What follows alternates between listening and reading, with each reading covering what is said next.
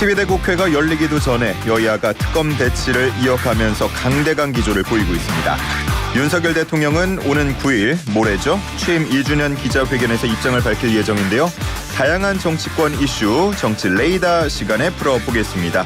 함께할 전원책 변호사 모시겠습니다. 안녕하십니까? 네, 안녕하세요. 예.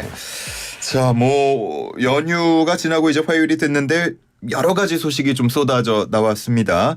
일단 오늘 오전에 나온 소식부터 짚어보죠. 윤 대통령이 민정수석에 김주현 전 법무부 차관을 임명을 했는데 다시금 민심을 청취하겠다. 이렇게 보면 될까요? 글쎄요, 대통령이 이제는 자신의 이제 비서들인데 이 민정수석을 다시 복원을 하면서 또 직접 지난번에 정무수석 때처럼 직접 그 브리핑룸으로 내려와서 소개를 했다. 예. 정말 이제 소통에 눈을 좀 뜨고 계시는 것 아니냐. 제가 이런 생각을 합니다. 우선 그리고 전에도 제가 이 방송에서 NG 얘기를 한 적이 있는데 윤 대통령이 그 용산으로 청와대로 옮기면서 이 소통을 강조를 하면서 또 한편 직제를 개편을 많이 했어요. 예. 그중에 아주 대표적인 것이 민정수석은 이건 위험한 자리니까 없애겠다. 여러 가지 위험하다는 것은 다들 알고 있잖아요. 이것이 가령 그 대통령이 있었던 청와대가 권력화하는 데 있어서 민정수석이 제일 천병 역할을 해왔었으니까 그 자리를 없애겠다 이래서 없애버렸어요. 예. 그런데 제가 방송에서 그런 얘기를 했습니다. 아마 가장 많이 후회를 할 거다. 민정수석은 원칙적으로 문자 그대로 민정입니다. 이게 사정이라는 의미보다는 과거에는 사정비서관이 또 따로 있었거든요. 그런데 민정은 문자 그대로 이 세상이 어떻게 돌아가는지 민심이 어떻게 흘러가는지 그리고 정책을 시행을 하니까 예. 그 결과 여파가 어떻게 나타나는지 그걸 청취를 하고 알기 위한 쉽게 말하면 대통령의 가장 가까운 눈과 귀인데 예. 그 눈과 귀를 없애버리면 앞으로 어떻게 하겠다는 거냐. 그게 권력을 남용하는 천병 역할을 했다면 그 천병 역할을 못하도록 하는 어떤 장치를 마련하고 대신에 민정수석은 그대로 둬야 되는데 어쩌시려고 이제 민정수석을 없앨까 했는데 역시 이번에 이제 민정수석을 부활하는 것 같아요. 우리가 예. 그동안 이 용산을 보면서 늘 하는 얘기가 있었거든요. 왜 용산이 정치를 하느냐. 용산 비서들은 입이 없어야 된다. 눈과 귀만 있어야 된다. 그런데 용산은 정말 눈과 귀는 없이 입만 있었어요. 그런데 이번에 총선에서 패배를 한 것이 큰 약이 됐는지 모르겠습니다만 어떻든 지금 대통령부터 이렇게 바뀌고 있으니까 예. 제가 보기로는 이 바뀌는 방향이 정말 옳은 방향이다. 그래서 긍정적으로 보인다 이런 생각을 합니다. 예. 그런데 이 김주현 이번에 그 민정 그 수석이 예. 사실은 검찰의 베스트 5 출신이에요. 검찰국장 그다음에 이렇게 노른자임을 차지해왔단 말이에요. 대검차장까지 문자 그대로 그 검찰의 핵심이었는데 이분이 이제 민정수석이 되는 것은 어떤 의미에서는 그 좋은 부분 장점은 이분은 그만큼 영민하고 하니까 예. 충분히 눈과 귀가 될 것이다.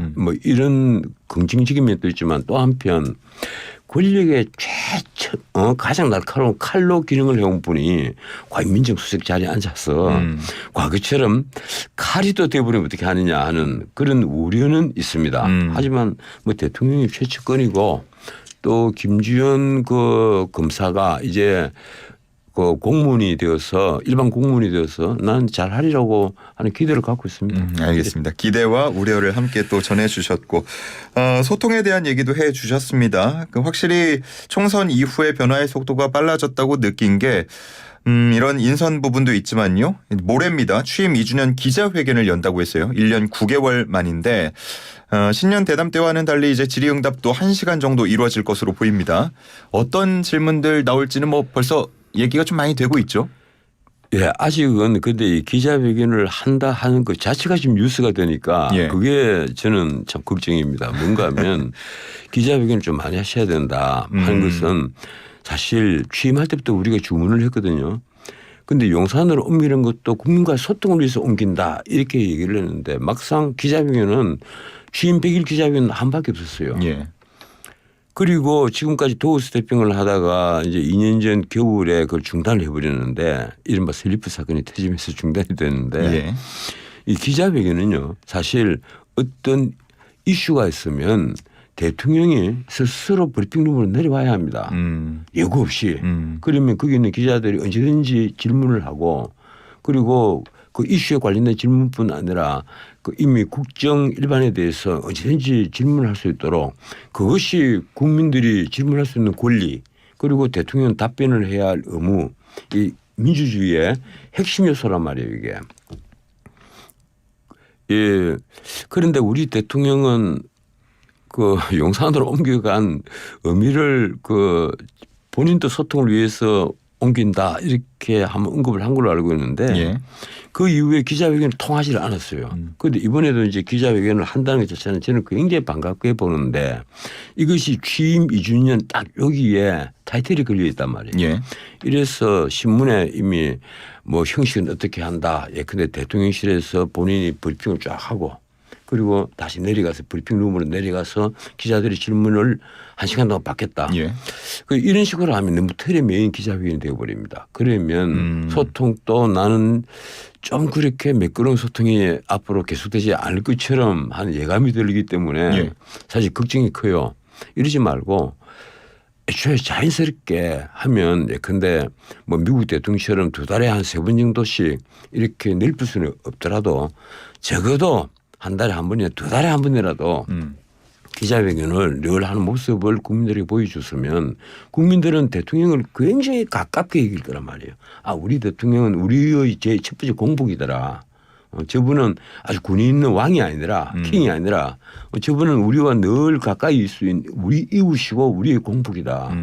그러면 대통령의 뭐 지지도는 당연히 올라갈 것이고 그리고 우선 국정에 대한 이해를 국민들이 하게 되면요. 그만큼 그 대통령이 편해집니다. 우선 신문이 조용해지거든요. 신문이 조용해지면 얼마나 대통령이 편해지겠어요. 어쨌든 말씀하신 것처럼 꽤 오랜만에 이제 하는 거다 보니까 질문이 좀 쌓여 있을 겁니다.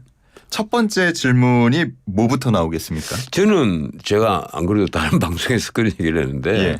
내가 만약에 기자라면 예. 첫 번째 질문은 당연히 이번 선거 집권 여당이 대패를 했다. 그 참패 원인이 뭐라고 생각하십니까? 그 참패 원인부터 제가 물어보겠습니다. 참패 대통령이 원인부터. 이번 선거의 패배 원인을 어디서 찾고 있는지 그건 앞으로 국정 기조를 어떻게 바꿀 것이라는 데 있어서 굉장히 중요한 이유가 될 것이거든요. 예. 그래서 그거부터 먼저 물어보는 것이 나 순서가 아니겠느냐. 그다음에 또 뭐 묻고 싶은 게 많겠죠. 흔히 신문에는 그 최상병 특검이라든가 그리고 김건희 여사 특검 같은 그런 그 이 권력에 아주 그 뭐라고 할까요? 그 좀 듣기 싫은 얘기 예. 이런 질문도 쏟아질 것으로 보인다 이런 얘기인데 그런 것은 당연합니다. 이게 기자회견에서 듣기 좋은 얘기는요. 사실 단 하나도 나오면 안 돼요. 원래 기자회견이라는 게 그렇습니다. 그게 그 헬렌 토머스가 얘기를 했지만은 권력이 질문할 수 없는 사회는 민주사회가 아니다 이러잖아요. 그 말은 물을 수 있는 건 다 물으라는 얘기예요. 그 백악관에 그 94살까지 그 출입 기자를 한 헬렌 토머스가 늘 하는 얘기가 그겁니다. 질문할 수 없는 사회가 어떻게 민주사회냐. 예. 그러면 기자들은 무엇이든지 물어볼 수가 있어야 되는데 또 우리 기자들은 특히 그 내가 뭐 언급은 하기 좀 그렇습니다만 몇몇 분들은 이념에 젖은 질문을 하는 경우가 있어요. 그런 경우는 또 대통령이 유머를 넘겨야죠. 그 유머를 넘길 수 있는 그런 정도의 여유를 가지게 되면 예. 나는 그 윤석열 대통령은 그것도 가능하다는 생각을 해요. 뭐 머리도 좋으신 분이니까 그렇게 되면 나중에 지금부터 3년 나는 엄청난 업적을 살 시간이 있다 이렇게 봅니다. 알겠습니다. 뭐 예상되는 질문들을 몇 가지 짚어주셨는데 김건희 여사 특검법에 대해서는 뭐 답을 한다 그러면은 어떤 답이 나오겠습니까? 글쎄요. 제 같으면 저는 최상병 특검이든 김건희 여사 특검이든 다 받아라. 다 특검을 받아라. 예, 다 받겠다. 다만 특검 검사를 임명하는 방법은 좀 바꿔야 된다. 지금은 대통령이 소속된 그 이제 대통령이 소속된 정당의 교섭단체 그건 뭐 안 된다 뭐 이런 식이란 말이에요. 예, 예.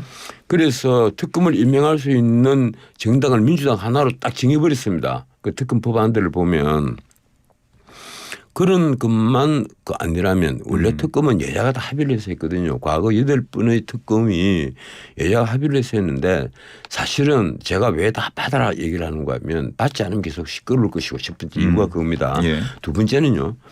이게 그 특검을 해서 이 권력에 크게 문제될 일이나 없다는 생각을 해요. 최상병 특검 같은 경우는 그 야당에서 늘 하는 얘기가 그겁니다. 최상병의 억울한 죽음을 파헤치겠다. 그리고 수사 외압을 파헤친다. 그럼 어느 거냐는 거예요. 그 최상병의 죽음이 억울하다는 거냐 아니면 최상병 죽음을 문재인 정권 때부터 이제 군에서 사망 사고는 경찰이 수사를 하도록 만들어 놨는데 예. 그래서 그걸 과거의 관료와는 달리 뭐 사단장까지 처벌 범위를 올려놔서 명단을 넘기는 것을 보고 누군가가 경로했다. 그게 이제 수사 외압 실체입니다. 그게 진실인지 아닌지를 밝혀봐야 알겠지만 그리고 그걸 지금 공수처가 하고 있단 말이에요. 수사를. 공수처가 해병대 사령관까지 벌써 조사를 했잖아요. 그러면 그 수사 결과가 나오기도 전에 최상병 특검을 하겠다 이런 얘기를 하는데 제가 보기에는 이 특검은요 그렇게 그 민주당이 원하는 결과가 나오지 않을 거예요. 그리고 김건희 여사 특검은 두 가지입니다. 하나는 주가 조작 그리고 하나는 디올백인데 주가 조작은 그건 권력형 비리가 아니에요. 원래 특검의 대상이 아니란 말이에요. 예. 그리고 문재인 정권 때 이승윤 중앙지검장이 이걸 17개월간 수사, 아니 19개월이죠. 1년 7개월이니까 이 수사를 해서 아무런 결과가 나오지 않았어요. 소환 조사조차 하지 못했단 말입니다. 그러니까 난 이것도 큰 문제가 아닌 것처럼 보이고 과연 특검의 대상이 될 수 있느냐는데 의문을 갖고 있어요. 또 하나 디올백 사건인데 이건 이른바 이제 우리가 형법총론에 나오는 함정 수사와 비슷한 겁니다. 함정을 파버렸단 말이에요. 이게 뭐 유튜브 업체가 300만 원짜리 디올백을 준비를 하고 이른바 북한을 들락날락한 그 최재형이라 하는 목사를 동원을 해서 그리고 몰래카메라 촬영을 했거든요. 함정을 판 거예요. 과연 이것이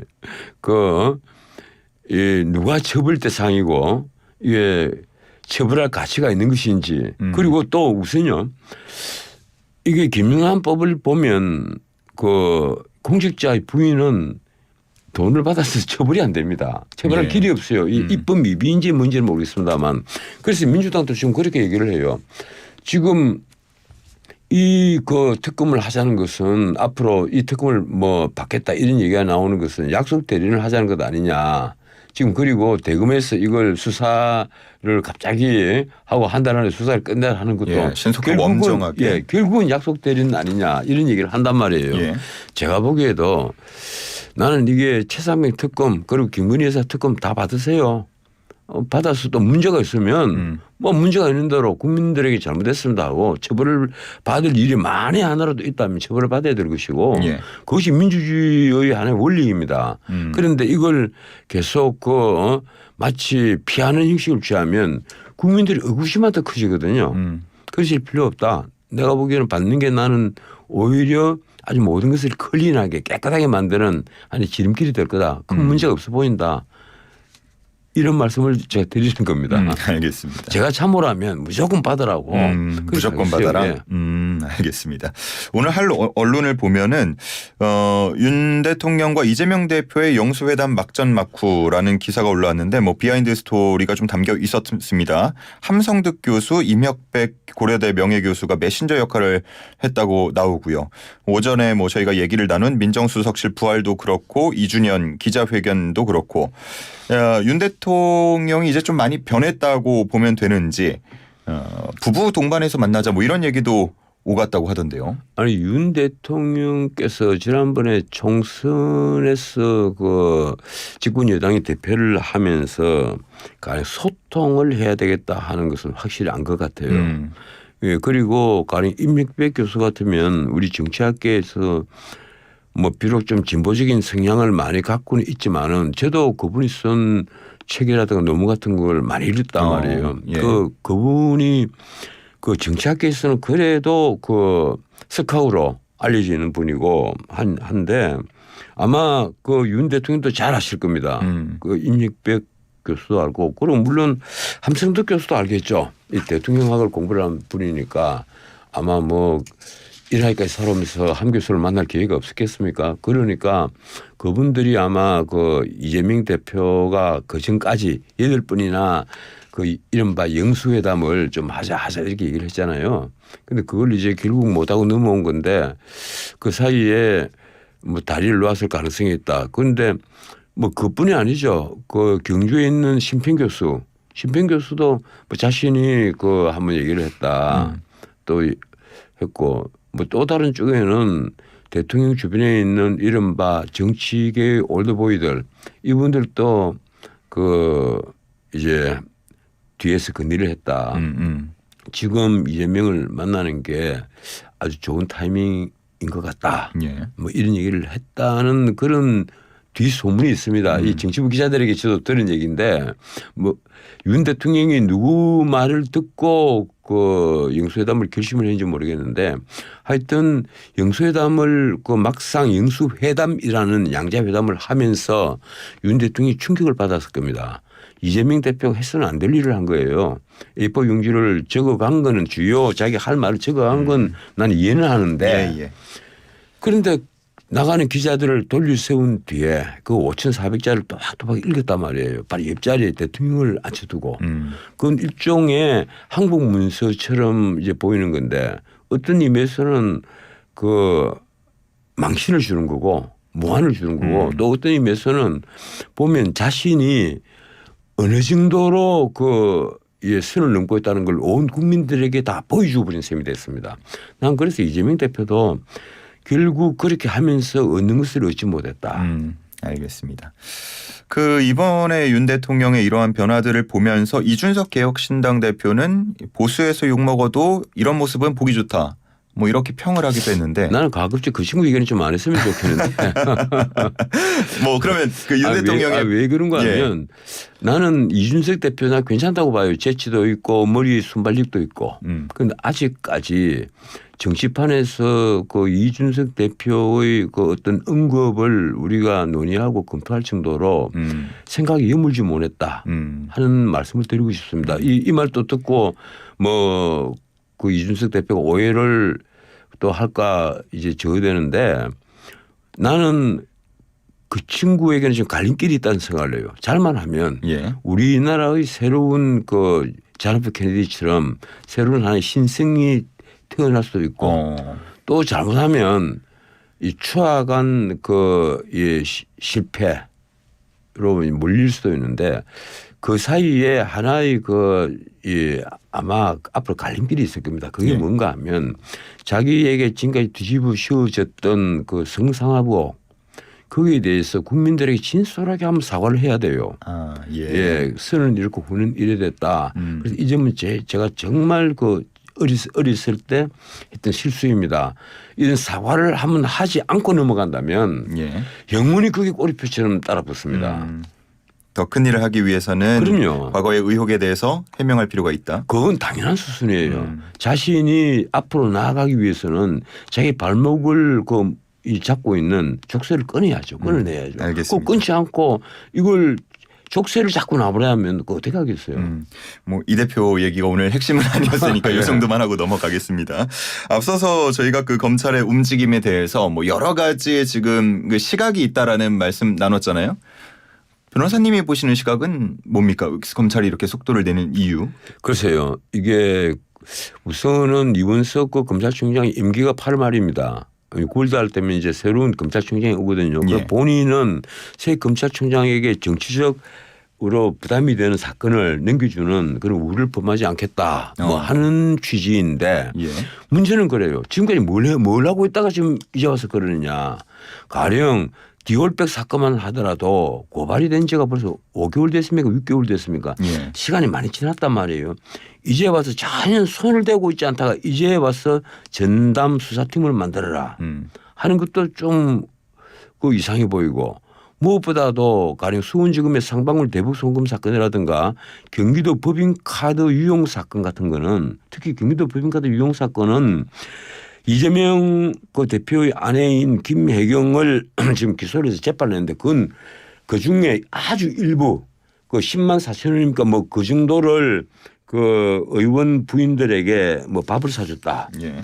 이래 가지고 공직선거법 위반으로 돼가 있는 거예요.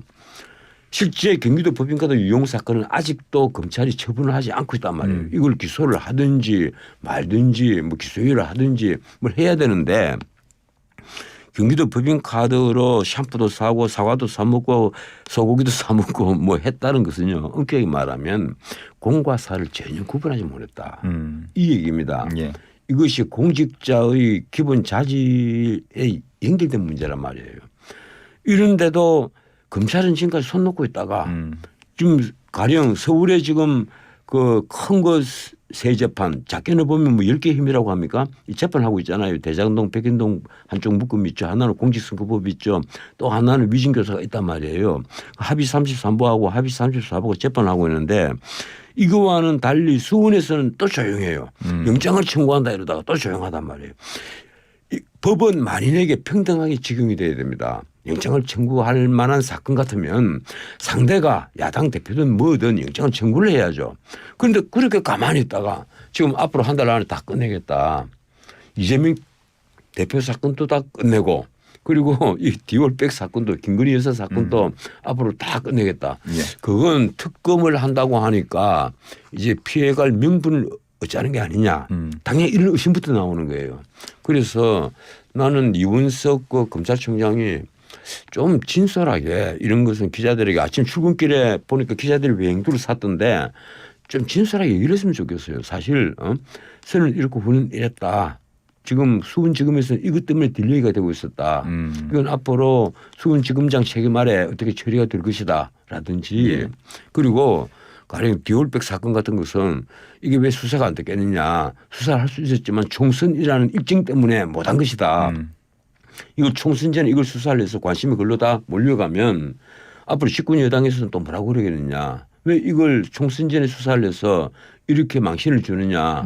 왜 저쪽에 그 진보 좌파의 그 트랩에 텔레비전 말리들도록 하느냐. 예. 이런 말이 나왔을 거란 말이에요. 예. 그럼 그런 걸 브리핑을 해야죠. 그렇게 말씀을 해주시면은 기자들이 좀 편해질 것 같은데. 그럼요. 기자들이 그렇게 그러면 말하는 경우가 거의 네. 없잖아요. 그런데 예. 보면 신문 일면이 똑같아요. 이원석 그 총장 사진 나오고 옆에 뭐 기사 나오는데 그 기사 내용이 다 똑같아요. 예.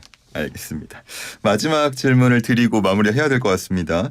국회의장 경선 후보 등록이 이제 오늘 내일 진행이 될 텐데 일단 출마를 공식화한 게 지금 4명입니다. 조정식, 추미애, 정성호, 우원식. 어떻습니까?